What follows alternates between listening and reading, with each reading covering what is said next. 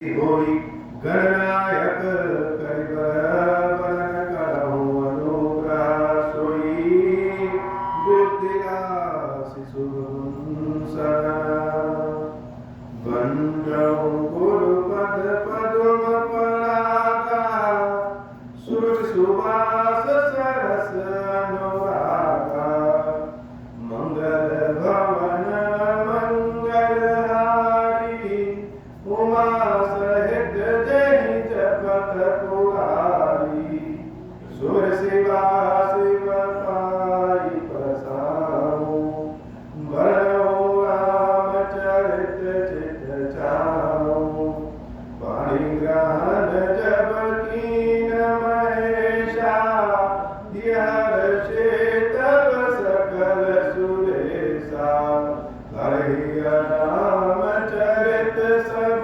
आए प्रेम पुलक लोचन जल छाए कवन सुकाज कठिन जग माही जो नहीं होई तात तुम पाई राम काज लगी तब अवतारा सुनहि भयउ कर बतारा। हे महादेव, इस जगत में बाबा, इस जीवन में बाबा न कोई कार्य कठिन है, नहीं कोई कार्य असंभव नहीं है, सारे कार्य सरल और संभव जाते हैं बाबा, अगर आपकी कृपा हो जाए। गयो सभा दरबार तब सुमिर राम पद गंज सिंह कवन इत उठ चितव धीर धीर बल कुंज मंगल भवन अमंगल हारी उमा सहित जहि जपत पुरारी मंगल भवन अमंगल हारी उमा सहित जहि जपत पुरारी। अंगद जी महाराज लंका में जब प्रवेश किए और प्रवेश करने के बाद रावण के दरबार पर पहुंचे, दरबार के बाहर खड़े हुए तो रावण की शान को उन्होंने देखा, लंका की शान को, लंका के दरबार को देखा। और लंका का दरबार स्वयं सोने की लंका बड़ी जगमग जगमग करती हुई विकसित है। जब कभी अपने से कोई बहुत बड़े बड़े लोगों के बीच में चले जाएंगे तो एक बार मन समझा जाता है कि जिससे मिलने आए हैं, जहां आए हैं बात करने, वह कितने सब बड़े बड़े और हम तो बड़े छोटे। लेकिन दूसरे ही पल जब अपने स्वामी, अपने भगवान को, अपने ईश्वर को याद करिए तो लगता है कि सबसे ज्यादा सुखी तो हम ही है, सबसे अच्छी भाग्य तो हमारा ही है और हम किसी से छोटे नहीं। जैसे छोटी नदी किसी बड़ी नदी में मिल जाती है तो उसका स्वरूप बहुत बड़ा हो जाता है, वैसे ही जब यह आत्मा परमात्मा को अपना स्वामी मान लेता है तो उसके छोटेपन का एहसास समाप्त हो जाता है। इसका मतलब ये नहीं घमंड करने लगे, लेकिन यह मन से भाव खत्म हो जाता है कि हमारे अंदर कुछ हीनता है। अंगद जी महाराज जब रावण के लंका को, दरबार को देखे तो एक बार उनके मन में हीनता आई, लेकिन जब उन्होंने फिर से रामचंद्र जी के चरणों को याद किया, भगवान राम के कृपा को याद किया, सुमिर राम पदकंज सिंह ठान इत उत चितव धीर वीर बल कुंज। राम जी को याद करते ही जैसे इतना ढेर सारा बल आ गया कि बंदर की अनुभूति को सिंह की अनुभूति हो गई। अर्थात भगवान की कृपा का सुमरण करने से ही अपने अंदर की हीनता का भाव समाप्त हो जाता है। अंगद जी महाराज को एक बार लगा कि भगवान ने अपने कार्यों के लिए भेजा है, लेकिन यह लंका तो बड़ी दुर्लभ है, यह लंका तो बड़ी विकसित है, रावण के लोग, रावण की सेना, साम्राज्य सब बड़ा विकसित है, तो भगवान ने जिस काम का बोझ मेरे सर पे दिया है, जिस काम की जिम्मेदारी मेरे सर पे दी है, हम उसको कर भी पाएंगे कि नहीं कर पाएंगे, यह सोचने से स्वयं की शक्ति जैसे लगता है ही नहीं।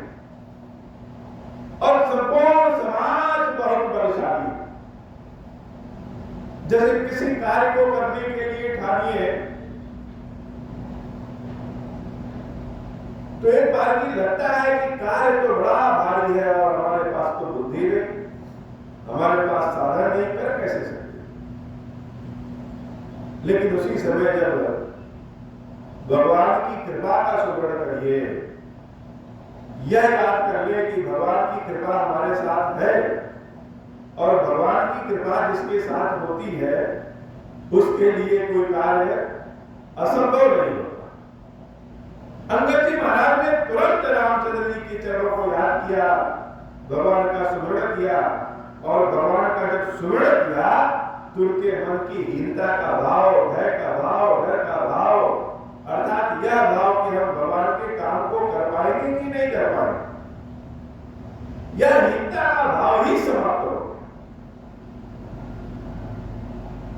दरवाजे पे द्वारपाल को भेजा कि जाकर के अपने महाराज रावण से कह दो कि अंगद आया। द्वारपाल लोग तो समझो सारे राक्षस जो लंका में थे, अंगद को देखते उन सबको हनुमान जी महाराज याद आ गए। तो हनुमान जी महाराज ने जो रास्ता लंका में बना दिया, जो कारनामा लंका में कर दिया, उसके सहारे चलना अंगद जी के लिए थोड़ा सा आसान हो गया। द्वारपाल भागा गया और अपने राजा रावण से समाचार दिया कि महाराज एक बंदर आया है और आपसे मिलना चाहता है। बंदर का नाम सुनते ही तो ऐसे लगा कि रावण का सिंहासन ही हिल गया।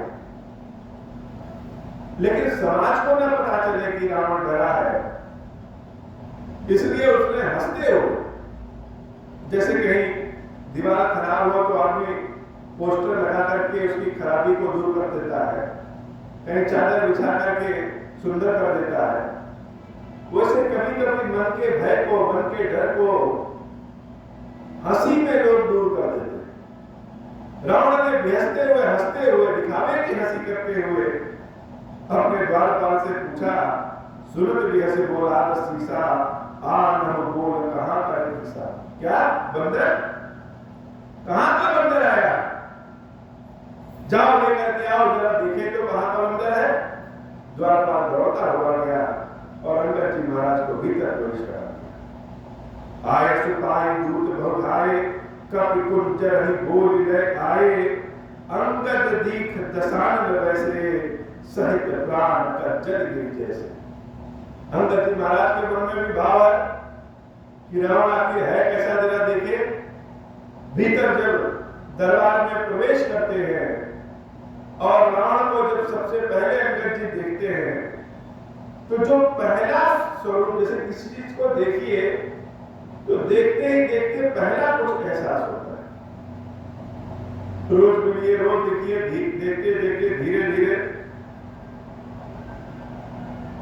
सब बराबर हो जाता है, हीनता दूर हो जाती है व्यक्ति के अंदर की। लेकिन जब पहली बार देख करके एहसास करिए तो कैसा एहसास आता है। अंगद जी महाराज ने जब रावण को देखा तो रावण को कैसा लगा, सहित प्राण का जल गिरी जैसे, जैसे काजल के पहाड़ के अंदर प्राण डाल दिया है। अर्थात रावण इतना काला, रावण सिर्फ शरीर से नहीं काला, रावण की यश कीर्ति, रावण का मन, रावण का हृदय, रावण की बुद्धि, रावण के कर्म सब कुछ काले। तो अंगद जी महाराज को रावण को पहले काजल का पहाड़ लगा कि जैसे काजल के पहाड़ में प्राण डाल दिया जाए तो वही रावण। अंगद दीख दशानन वैसे, सहित प्राण का जल गिरी जैसे, भुजा पिटप सिर श्रृंग समाना, रोमा वरी लता जनुमाना, मुख नासिका नयन रुकाना, गिर कंदरा मोह करवाना, गयो सभा मन नीकुन मुरा, बाल तने अति बलवान पूरा, उठे सभासद कपि कहु देखी, रावण क्रोधा क्रोध विशेष। तो रावण का स्वरूप के बारे में ज्यादा क्या वर्णन करना, लेकिन पहली ही नजर में अंगद जी महाराज को रावण को जैसे एकदम काले का पहाड़ है, इतना बुरा है। लेकिन भीतर जब अंगद जी महाराज प्रवेश किए तो जिस सिंह की तरह चल रहे थे, जिस तरीके से उनके अंदर जैसे लगे अभिमान भरा पड़ा है, उनके इस बल को देख करके, स्वरूप को देख करके, और हनुमान जी महाराज ने जो पहले काम कर दिया है उस काम की छाप अंगद जी पे पड़ी, जैसे यह जान करके सारे दरबारी उठ करके खड़े हो गए। सारे दरबारी उठ करके खड़े हो गए। क्यों? क्योंकि पिछली बार जो बंदर आया था वो देखने तो बड़ा छोटा लग रहा था, लेकिन उसने घाव बड़े गंभीर कर दिए। लंका को, सोने की लंका को जला जला करके भस्म कर दिया, उलट पलट लंका सब जारी। तो पिछली बार जो बानर आया था उस बानर के कार्यों का छाप आज भी लोगों के मन में पड़ा हुआ। तो सब सोचे कहीं ऐसा तो नहीं वही बानर है। सब अपने अपने स्थान से खड़े हो गए। रावण ने देखा कि मेरा दरबार, मेरे शत्रु का दूत भीतर आया और हमारे सब सभासद खड़े हो गए, तो रावण को बड़ा क्रोध आया, बहुत क्रोध आया। जथा भक्त कर जुट पढ़ो, पंचानन चल जाई, राम प्रताप सुबह मन बैठ सभा सजा। जैसे हाथियों के झुंड में अकेला सिंह घुस जाता है और बड़े गर्मीले अंदाज में चलता है, उसको भय किसी चीज का नहीं, वैसे ही अंगद जी महाराज जब लंका के दरबार में, रावण के दरबार में घुसे तो बिना भयभीत हुए, बिना डरे, सिंह की गति से, सिंह के बल वाली गति से रावण के दरबार में जाकर के खड़े हो। रावण ने पूछा कि हे बंदर, कहां के बंदर हो, कहां से आए हो, क्यों आए हो? तमाम तरह के ऐसे प्रश्न पूछे जिससे वह अपनी वीरता को जनाना चाह रहा था कि हमारे दरबार में जो लोग हैं वो यह ना सोचे कि रावण डर गया है। कहा दस कंठ कवनते बंदर, मैं रघुवीर दूत दस कंधर। रावण ने जैसे पूछा कि कौन बंदर, अंगद जी महाराज जवाब देने में बहुत तेज। हनुमान जी महाराज तो कुछ सोच समझ के जवाब देते हैं, सोचते हैं, लेकिन अंगद जी महाराज का स्वभाव ऐसा नहीं। अंगद जी महाराज तुरंत जवाब देते। कोई उधर से किसी ने प्रश्न किया, पूछा, इधर से अंगद जी महाराज उसी अंदाज में बहुत तगड़ी जवाब देते। तो रावण ने पूछा अपने दरबारियों में अपनी धाक दिखाने के लिए, ये बंदर कौन से बंदर हो, कहां से आए हो? अंगद जी महाराज ने तुरंत जवाब दिया, मैं रघुवीर दूत दस कंधर। हे दशरथ रावण, मैं श्री रामचंद्र जी का दूत हूं और तुमको समझाने आया। क्या समझाने आया हो? मम जन कहीं तो ही रही मिटाई, तब हित कारण आयो भाई। अच्छा चलो आ गए समझाने, तो किस लिए समझाने है?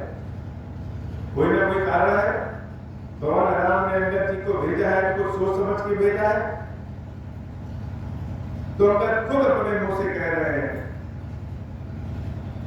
अंगद की बातों में बड़ा व्यंग है, बड़ा कटाक्ष करते हैं। रावण ने पूछा कहां से आए हो, कौन हो? तो अंगद जी महाराज ने जो अपना परिचय दिया वो बड़ा जबरदस्त। और परिचय क्या? मम जन कहीं तो ही रही मिटाई। अरे भूल गए रावण, मेरे पिताजी के साथ तुम्हारी मित्रता थी। अब तो रावण जैसे सुना कि पिताजी के साथ मेरी मित्रता थी, तब तो जैसे शरीर ही उसका काम है। अंगद जी महाराज जान गए कि मेरे पिताजी का नाम सुनते ही इसकी रूह कांप गई, इसकी आत्मा जैसे लगे निकल जाएगी। तो अंगद जी महाराज आगे कह रहे हैं, तब हित कारण आयो भाई। मेरे पिताजी के साथ तुम्हारी मित्रता थी, अच्छी जान पहचान थी, इसलिए मैं तुम्हारे पास आया हूं, मैं तो नहीं आता। उत्तम कुल कुलस्ति करनाती, शिव विरंच पूजे हो बहुभांति। हे रावण, बड़े उत्तम कुल खानदान में तुम पैदा हुए हो, महर्षि पुलस्त के नाती हो, और जो तुम्हारे अंदर सबसे अच्छी बात है कि भगवान शंकर की, भगवान ब्रह्मा की तुमने अनेक विधियों से पूजा की। शिव विरंच पूजे हो बहुभांति, अनेक विधियों से, अनेक तरीकों से तुमने शंकर जी की पूजा की है। यह सबको देख करके मेरे हृदय में तुम्हारे प्रति सहनशीलता का भाव, ये तो भी तुमने गलत कार्य तो किया है, लेकिन सहनशीलता का भाव। बर पायो की न्यू सब राजा, जितो लोक बाल सब राजा। हे रावण, शंकर जी से वरदान पा करके तुमने तीनों लोगों को जीता। जितने सीधे अंगद जी महाराज बोल रहे हैं, उनके बोल का अर्थ इतना सीधा नहीं। रावण जान रहा है कि अंगद जी क्या कह रहे हैं। अंगद जी को अपना जैसे परिचय दे रहे हैं कि परेशान ना हो रावण, मेरे पिताजी की तुम्हारे पिताजी के साथ मित्रता थी, और तुम भी बहुत बार मित्रता को देखे हो। मेरे पिताजी की तुम्हारे साथ मित्रता थी, तो मैं उन्हीं के रहते आया हूं। महर्षि पुलस्त के उत्तम कुल खानदान के हो, शिव जी की कृपा से यह सब तुम प्राप्त किए हो। जैसे मैं बताना चाहते हो कि हे रावण, तुमको अभिमान है कि तुमने सब अपने बलपूर्वक सबको परास्त किया है, तो शायद तुम्हारी गलती है। भगवान शंकर का आशीर्वाद तुम्हारे साथ कि तुमने सारे दिक्पाल लोगों को जीत लिया, सारे देवताओं को जीत लिया। यह केवल शंकर जी की कृपा है। नृप अभिमान मोह बस किंबा हरियाणा सीता जगदम्बा। लेकिन हे राजा रावण, उसी बल के कारण तुमको अहंकार हो गया, और अहंकार में नहीं, मेरे स्वामी राम जी की पत्नी जो जगदम्बा है माता सीता को तुमने धोखे से हरण कर लिया। अब सुनो कहा, सुनो तुम मोरा, सब अपराध क्षमा करो। तो चलो, किया तो किया, गलती सबसे हो जाती है। आज भी अगर तुम अपने अपराध को मान करके क्षमा मांग रहे हो, तो मैं अपने भगवान की ओर से, मैं अपने स्वामी रामचंद्र जी की ओर से यह विश्वास दिलाता हूं कि वह तुम्हें क्षमा करे। इतना अपराध, इतनी बड़ी गलती तुमने की है, लेकिन आज भी अगर तुम क्षमा मांग लो तो भगवान तुम्हें क्षमा कर देंगे, ऐसा मेरा वचन है। दसन कहा त्रिकंठ तुम्हारी, परिजन सहित संग निज नारी। सागर जनक सुता करी आगे, यह विधि चला हो सकल दैन्य। श्री हनुमान जी महाराज ने भी रावण को बहुत समझाया था, लेकिन रावण समझ में नहीं पाया। अंगद जी महाराज के समझाने का तरीका बड़ा कटाक्ष हुआ। हनुमान जी महाराज ने रावण से कहा था कि केवल जाकर के तुम राम जी के चरणों में समर्पित हो जाओ, सीता देवी को वापस कर दो, लंका का निष्कंटक राज करो। लेकिन अंगद जी महाराज ऐसा नहीं कह रहे। अंगद जी महाराज कह रहे हैं कि अपने पूरे परिजन सहित, अपनी स्त्रियों, पुत्रों, नातियों सहित, पोतों सहित राम जी के पास लो, सीता माता को आगे करो, उनको समर्पित करो, और भगवान से क्षमा मांगो। प्रणतपाल रघुवंशमणि, राहि त्राहि अवमोहि, आरत गिरा सुनत प्रभु, अभय करे के तो। भगवान तो बड़े दयालु हैं, प्राणों की रक्षा करने वाले हैं। त्राहि माम करके क्षमा करो, क्षमा करो, क्षमा करो प्रभु, ऐसा कह देना मेरे प्रभु। आरत गिरा सुनत प्रभु, अभय करे को तो। मेरे रामचंद्र जी, मेरे प्रभु, मैं कहता हूं कि तुमको अभय दान दे देंगे, तुम्हारे प्राणों को छोड़ देंगे, तुम्हारी रक्षा कर देंगे। इतनी बड़ी बात अंगद जी महाराज ने बहुत सही तरीके से की, लेकिन रावण को समझ में कहां आ रहा। रावण को तो लग रहा है कि अगर हम ऐसा कर देंगे तो मेरा सारा मान सम्मान ही समाप्त हो जाए। इतना बड़ा साम्राज्य हमने बनाया है, लोग मुझसे डर के थर थर कांपते हैं। सभी देवताओं को, सभी दिक्पालों को हमने जीत लिया है। और जब बंदर कह रहा है कि जाकर के राम जी के चरणों में गिर पड़ो, वो भी ऐसे नहीं, कुटुंब परिवार सहित जाओ क्षमा मांगो। इतना करना तो रावण के लिए अपने प्राणों को निकाल करके फेंक देता है, इसलिए रावण कहाँ मान रहा है। देवावास की कथा की श्री क्षीरेश्वर महादेव जी की श्री मैया जी हम सब के ऊपर बाबा कृपा करती। अब हो प्रसन्न प्रभु मो पर, नाथ दीन परनेहु, निज पद भगति देहु प्रभु, पुनि दूसर बर देहु। तब माया वश जीव जड़, संतत फिरहि भुलान, हम पर क्रोध न करिए प्रभु, कृपा सिंधु भगवान। शंकर दीन दयाल, अब हम पर हो कृपाल, साप अनुग्रह होई जहि विधि, नाथ थोरहि काल। दीन दयाल विरुद्ध संभारी, हरहु नाथ मम संकट भारी। जय विधि होई नाथ हित मोरा, करहु सुबेगी जानी दास मैं तोरा। राम राज बैठे त्रैलोका, हर्षित भय गए सब शोका। जैस काम नर सुनहि जगाई, सुख संपत्ति नाना विधि पावई। जो इच्छा करी हो मन माही, हरि प्रसाद कछु दुर्लभ नाही।